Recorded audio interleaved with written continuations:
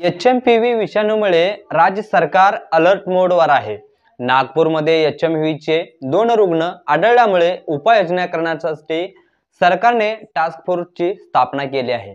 एकीकडे राज्यावर एचएमपीव्हीची सावट असतानाच बुलढाण्यात मात्र अज्ञात व्हायरसने धुमाकूळ घातला आहे।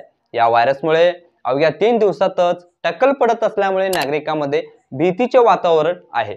शेगावमधील काही गावात ही गंभीर समस्या जाणवत आहे।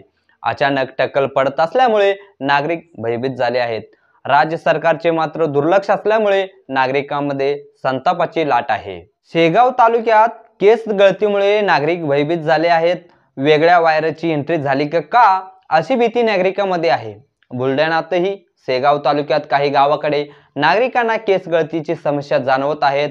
3 दिवसातच टक्कल पडत असल्यामुळे नागरिक भयभीत झाले आहेत। अनेकांनी खासगी रुग्णालयाची वाट धरली आहे, मात्र अद्याप हे का होतंय याचं कारण समजू शकले नाही। लक्षणे काय आहेत? शेगाव तालुक्यातील बोडगाव, कालवड, हिंगण या गावात अज्ञात व्हायरसने थैमान घातले आहे।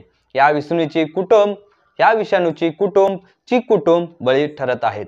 अगोदर डोके खाजवणे, नंतर हातात सरळ केस येणे आणि तिसऱ्या दिवशी सकट टक्कल पडतोय। त्यामुळे नागरिकांमध्ये भीतीचे वातावरण आहे। सरकारचे दुर्लक्ष, नागरिकांमध्ये भीती। या अज्ञात विषाणूमुळे बोडगाव, कालवड, हिंगण या तिन्ही गावातील शेकडो नागरिकांची केस गेली आहेत। धक्कादायक म्हणजे यामध्ये महिलांची संख्याही लक्षणीय आहे। मात्र एवढ्या भयंकर प्रकार होऊनही आरोग्य विभाग अनभिन्न आहे, त्यामुळे नागरिक खासगीत उपचार घेत आहेत। शॅम्पू वापरल्यामुळे असा प्रकार घडत असावा असे काही डॉक्टरांचे मत आहे, पण कधीही आयुष्यात शॅम्पू न वापरणाऱ्या नागरिकांचेही केस जात असल्याने नागरिकांमध्ये खळबळ निर्माण झाली आहे।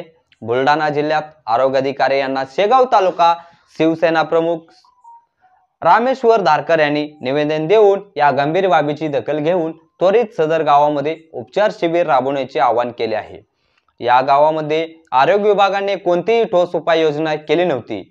कालवड, बोडगाव व हिंगण या गावामध्ये केस गळतीची समस्या नागरिकांमध्ये जाणवत असून आपोआप टक्कल पडत आहे। याबाबत जिल्हा आरोग्य अधिकारी डॉक्टर गीते यांना निवेदन दिले आहे।